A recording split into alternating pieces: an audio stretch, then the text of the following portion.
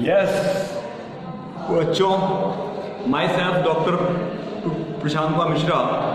मैं आज आपको बताऊंगा कि निवार संस्कृत का अध्ययन और अध्यापन कार्य कैसे हो। तो सबसे बड़ी बात यह है कि सबसे पहले पाठ ये आपका 4th सेमेस्टर वालों के लिए है।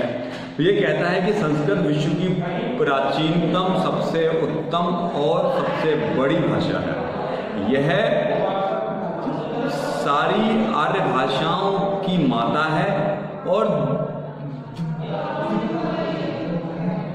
द्राविड़ भाषाओं की यह संपोषिका है ना। संस्कृत भाषा का साहित्य जितना विशाल और बेहतरीन है, उतना विश्व की किसी दूसरी भाषा का विकास और उसका विस्तार इतना ज़्यादा नहीं है। और सबसे बड़ी बात यह है कि इसके गद्य और पद्य में सुनने वाला जो माधुर्य है वह विद्यमान है, और चरित्र को बनाने वाली इतनी भी प्रेरणाएं हैं वह सब आपको देववाणी संस्कृत वाङ्मय ही प्रदान करता है। और वैसे कोई दूसरी भाषा ऐसी नहीं है कि जो इस देववाणी से थोड़ी बहुत भी मिलती हो।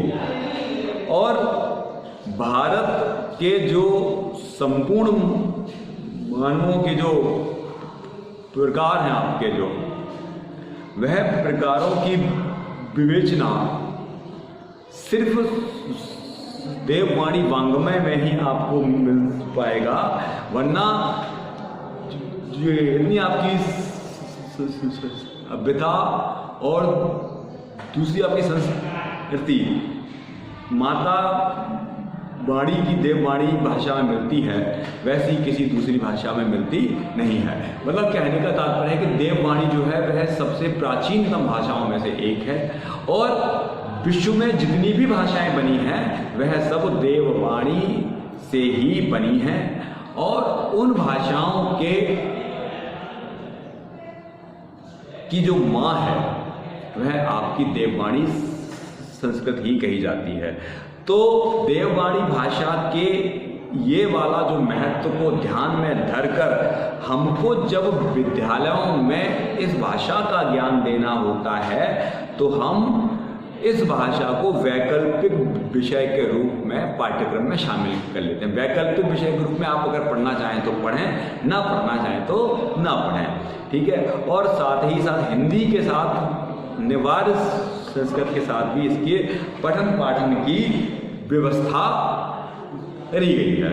पठन पाठन से मतलब है कि हमने क्या किया कि हमने हिंदी के साथ में ही एक ज़्यादा नहीं तो एक थोड़ा सा भाग परिचय के तौर पर पाठ्यक्रम में निवार के तौर पर वो किया है, प्रारंभ किया, ताकि हर एक बच्चे को थोड़ी बहुत तो ये देववाणी भाषा का ज्ञान से प्राप्त हो सके। अच्छा, दूसरी आपकी हेडिंग है कि अनिवार्य देववाणी संस्कृत भाषा का ज्ञान देने के लिए सबसे पहले उद्देश्यों की बात करते हैं। तो उद्देश्यों में सबसे पहला पॉइंट आपकी पाठ्य पुस्तक में दिया है कि संस्कृत के गद्य पद्य को सुनकर के जानना, कि जो भी इसका चाहे गद्य हो चाहे पद्य हो, पहले हम उसको सुने फिर उसको समझें। दूसरा है शब्दों, श्लोकों, वाक्यों, गद्यांशों, पद्यांशों आदि को शुद्ध और स्पष्ट तरीके से बोलना और उनके भाव को लेते हुए उनको पढ़ना। मतलब हम जो भी वाक्यांश शब्दांश पढ़ें, हमको उसमें विसर्गों का, उसके उच्चारण का बड़ा ध्यान देना है। नंबर 3 है कि सुभाषित वाक्यों, सूक्तियों, श्लोकों आदि को बोलना तथा उनका जो भी आपका संदर्भ के अनुसार बोलना, कि हम जो भी पढ़ें उसको हम सब संदर्भ उसकी व्याख्या करें, चाहे वो श्लोक हो चाहे वो सूक्ति हो।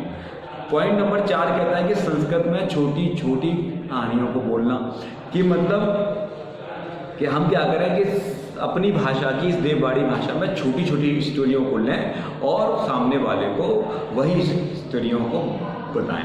पॉइंट नंबर 5 कहता है कि पुस्तक में दी गई सामग्री के अतिरिक्त संस्कृत की दूसरी अन्य कहानियों कविताओं को पढ़ना, कि इसके साथ साथ हमें क्या करना है कि संस्कृत भाषा में दी हुई दूसरी अन्य कहानियाँ और अन्य जो पद्य की जो बातें हैं, श्लोक और जो सूक्तियाँ, उनको हमें ध्यान देकर पढ़ना चाहिए। पॉइंट नंबर 6 कहता है कि संस्कृत गद्यांश पद्यांशों का अर्थ का लेखन, कि हम जो भी गद्यांश और पद्यांश पढ़ें उनको अपनी मातृभाषा में हम उनको कहें।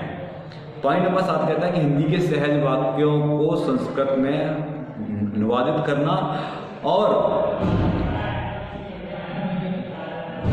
रूप आपके रूप से श्लोकों को शुद्ध वर्तनी में लिखना। हम क्या करें, किसी भी भाषा के वाक्यों को संस्कृत में बनाएं और फिर उसको अपनी कॉपी पर सही प्रकार से उसको कहें भी। अच्छा, पॉइंट नंबर 8 कहता है कि अनुस्वार, हलंत, विसर्ग आदि बातों का ध्यान रखें और संस्कृत के शब्दों, वाक्यों, श्लोकों को शुद्ध वर्तनी के रूप में लिखें। कि मतलब जहाँ पर आपका विसर्ग हो, बिंदी लगी हो, हलंत हो, आपको उन सब बातों पर बड़ा ध्यान देना है, क्योंकि एक भी विसर्ग, हलंत आप अगर उसको मिस कर देते हैं तो भी आपको व्याकरणिक दोष हो सकता है। पॉइंट नंबर 9 कहता है कि शब्द रूप एवं धातु के जो रूप हैं उनको भी विशुद्ध रूप में लिखना, कि जो भी संस्कृत भाषा के धातु रूप और जो भी शब्द रूप हैं उनको आप अपनी भाषा में लिखें और उनको जानने की कोशिश करें।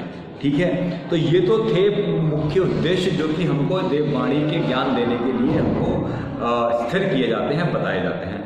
और प्रथम छात्रों को बिल्कुल सही प्रोनाउंसिएशन पे, उस शुद्ध उच्चारण पे ध्यान दिया जाता है, दूसरे पे शुद्ध बोलना सिखाया जाता है और तीसरे पे शुद्ध वर्तनी में लिखना भी सिखाया जाता है। और तथा उन्हीं सब योग्यताओं के समुचित विकास के लिए, उच्चारण, वाचन तथा लेखन के लिए हमको संस्कृत भाषा का अध्ययन और अध्यापन करना बहुत परम आवश्यक कार्य है। अच्छा, नेक्स्ट आपकी हेडिंग आती है कि संस्कृत अध्यापन की विधियां, कि जब हम बच्चे को संस्कृत पढ़ाएं तो किन किन विधियों की सहायता से हम उसको पढ़ा सकते हैं। तो पहली विधि आपकी जो इसमें दी गई है, मैंने देखो पीछे भी लिखी है, व्याख्या विधि। व्याख्या विधि में क्या है कि संस्कृत प्रादेश में अध्यापक एक एक जो शब्द हो उसका मतलब बताए और वह शब्द कैसे पैदा हुआ, उसका विशेष मतलब क्या है, आदि बातों की व्याख्या करता हुआ जाए और लास्ट में पूरे पाठ का सार और उसका भाव अर्थ बता करके जिस व्यक्ति ने उस पाठ को लिखा है उसका वह परिचय भी प्रदान करे। ये सबसे पहले प्राध्यापक करे कि उस पूरे पाठ को पढ़ाए, उसका मतलब बताए, एक एक शब्द का भाव बताए, फिर उसके बाद में उसको पता चले। पॉइंट नंबर 2 है आपका विश्लेषण विधि। ये विधि में अध्यापक पहले पूरे पाठ की विषय वस्तु को बताए, तदुपरांत महत्वपूर्ण जो भाग हों उनकी व्याख्या प्रस्तुत करे। पॉइंट नंबर 3 कहता है व्याकरण विधि है। व्याकरण विधि में क्या कहता है कि संस्कृत के ज्ञान की इस प्राचीन विधि में छात्रों को पहले संस्कृत व्याकरण के जितने भी आपके नियम हैं उनके बारे में बताया जाए और उसके बाद फिर भाषा को पढ़ाया जाए। कि सबसे पहले हम क्या करें कि संस्कृत भाषा के सभी व्याकरण के जो नियम हैं वह बताने हम प्रारंभ करें, उसके बाद हम इस भाषा का बच्चों को ज्ञान दें। पॉइंट नंबर 4 आपकी हर्बर्टीय विधि। स्पेंसर हर्बर्ट आपको पता है ये बहुत बड़े भाषाविद थे, दार्शनिक थे। ये कहते हैं हर्बर्ट द्वारा प्रतिपादित तथा उसके विद्यार्थियों द्वारा व्यवस्थित, मतलब ये वाली जो विधि है वह हर्बर्ट और उनके विद्यार्थियों ने बनाई थी। और ये वाली विधि में 5 आपके जो पद हैं वह लिए जाते हैं और जो इस प्रकार हैं। प्रथम जो पद है, प्रथम पद में आपके पाठ्य विषय के संबंध में छात्रों के पूर्व ज्ञान पर आधारित भूमिका बनाई जाती है। बस सबसे क्या करेंगे, पाठ्य विषय का जो संबंध है उसके बारे में हम छात्रों को पहले भूमिका बना करके बताएंगे। द्वितीय पद में छात्रों की सहायता से, मतलब हम क्या करेंगे, विद्यार्थियों से प्रश्न और उत्तर का जो शैली है उसमें विषय वस्तु की प्रस्तुति की जाती है। मतलब हम दूसरे में क्या करेंगे, हम छात्रों से प्रश्न पूछेंगे, फिर वो उसका जवाब देंगे, तब हम उसके बारे में उसको आगे बताते चलेंगे। तृतीय पद में क्या है, हम जो ज्ञान की प्रामाणिकता को साबित करने के लिए भाव साम्य की दूसरी जो वेदाओं की रचनाएं हैं वो ज्ञान का देकर उनमें कंपेयर करके हम बच्चों को बताएंगे कि ये कौन सी विधि ज़्यादा अच्छी है। चतुर्थ पद में हम ज्ञान को विकसित करने के लिए प्राप्त आपके सारांशों का सामान्यीकरण करके जितने भी व्याकरण के नियम हैं हम उनके बारे में अपनी बात करेंगे और उनको तय भी करेंगे।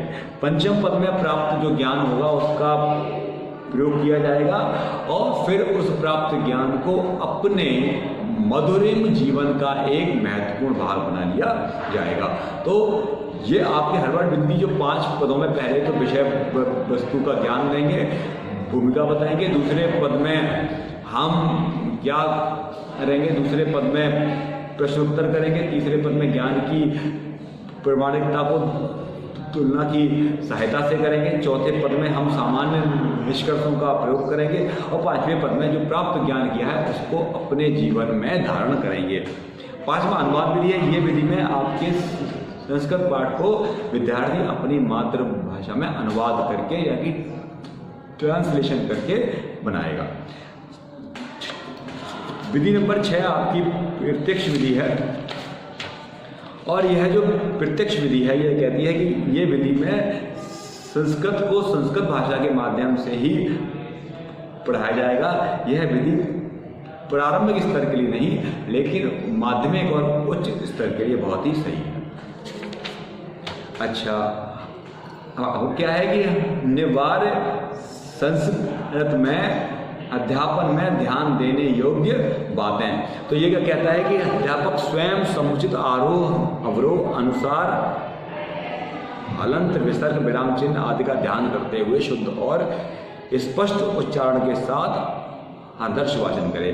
कि सबसे पहले तो प्राध्यापक ही उसको सही उतार चढ़ाव और शुद्ध उच्चारण में करते हुए बच्चों को बताए और स्वयं ही पहले पूरे पाठ को पढ़ाए। दूसरा है कि कठिन शब्दों को श्यामपट पर पहले लिखे और फिर उन लिखे हुओं को स्वयं बोले और बोल करके फिर छात्रों से कहे वह भी बोले और फिर बाद में उनका मतलब भी बताए। पॉइंट नंबर 3 कहता है अनुकरण पाठ पहले मेधावी छात्रों से हो फिर बाद में अन्य छात्रों से। कि जो भी पाठ पढ़वाया जाए तो जो सबसे तेज बुद्धि का विद्यार्थी हो पहले वो पढ़ें, फिर उसके बाद जो और विद्यार्थी हो वो उसका वाचन करें। पॉइंट नंबर 4 कहता है कि छात्रों को संस्कृत ध्वनियों तथा उनके शुद्ध उच्चारण का ज्ञान करवाया जाए। कि मतलब संस्कृत में जो भी साउंड आपके आते हैं, ध्वनि आती है, आवाज़ आती है, वह पहले उनका जो शुद्ध उच्चारण है वह ज्ञान बच्चों को दिया जाए और वह ज्ञान उनको कंठस्थ भी हो। पॉइंट नंबर 5 कहता है कि कठिन शब्दों को सामूहिक उच्चारण करवाया जाए। मतलब पूरी कक्षा में अगर 100 बच्चे हैं तो 100 बच्चों से हम उन कठिन शब्दों को बोलने को कहें जो जोर जोर से बोलें और उनका मतलब भी ज्ञात करें। पॉइंट नंबर 6 कहता है कि सरल से कठिन की ओर और मूर्त से अमूर्त की ओर तथा ज्ञात से अज्ञात की ओर बढ़ा जाए। मतलब ये तो बात है, ये तो आपने विधि कई बार पढ़ी है कि हमको सबसे पहले जो सिंपल बातें हैं वो बताई जाएंगी, फिर जो कठिन बात है वो बताएंगी, फिर उसका जो सही रूप है वो दिखाया जाए, फिर उस रूप के बाद में फिर उसका विस्तृत रूप बताया जाए। तो हमको और जो चीज़ें पता हैं वह पहले बताई जाए और जो चीज़ें नहीं पता हैं वह बताई जाए। पॉइंट नंबर 7 कहता है कि जो भी आवश्यकता हो वही प्रकार से सहायक सामग्री का प्रयोग भी किया जाए। कि हमको उसके वाचन और उसके ज्ञान के लिए जो बिल्कुल सही चीज़ है वही सहायक सामग्री के रूप में प्रयोग करें जो उसके अध्ययन और अध्यापन के लिए बहुत महत्वपूर्ण हो। पॉइंट नंबर 8 कहता है कि छात्रों को सहज संस्कृत शब्दों तथा वाक्यों को दैनिक जीवन में बोलने के लिए प्रेरित करें। हम ये कहें कि छात्रों को कहें कि आप अपने दैनिक जीवन में भी बोलचाल की भाषा में भी सिंपल वाक्यों को देववाणी में ही बोलें और अपने जिंदगी में उसको ज़्यादा से ज़्यादा प्रयोग करें। पॉइंट नंबर 9 है कि संस्कृत की छोटी सहज कहानियों को छात्रों को कंठस्थ करवाएं तथा उनसे उनका वाचन भी सुने। कि छात्रों से कहें कि छोटी छोटी कहानियाँ भैया आप लोग याद करो फिर उन्हें हमें बोल करके बताओ। और पॉइंट नंबर 10 है कि रोज उनको गृह कार्य दिया जाए कि उनको होमवर्क के तौर पर संस्कृत भाषा के लिए गृह कार्य भी दिया जाना चाहिए। तो यहाँ तक आज मैं पार्ट को बताऊंगा। नेक्स्ट वीडियो में आपके जो नीति के जो श्लोक हैं संस्कृत भाषा में वो सब मैं आपको बताऊंगा। वो आपके शायद 35 हैं, तो 35 श्लोकों को मैं आपको बताऊंगा और इन सभी 35 श्लोकों के बाद आपका पार्ट नंबर 14 होगा चालू, जो कि इतना बड़ा पार्ट नहीं है, तो ये भी आपको बताऊंगा। फिर आपका पार्ट नंबर 15 है। तो बहुत ही शीघ्र अब आपके केवल 5 पार्ट बचे हैं। मैं बहुत ही शीघ्र कार्य कर रहा हूँ और 30 अक्टूबर से आपकी परीक्षाएं हैं, तो अपना तैयारी करें, ध्यान दें बच्चों और मेहनत करें। बहुत बहुत धन्यवाद आपका, आभार आपका।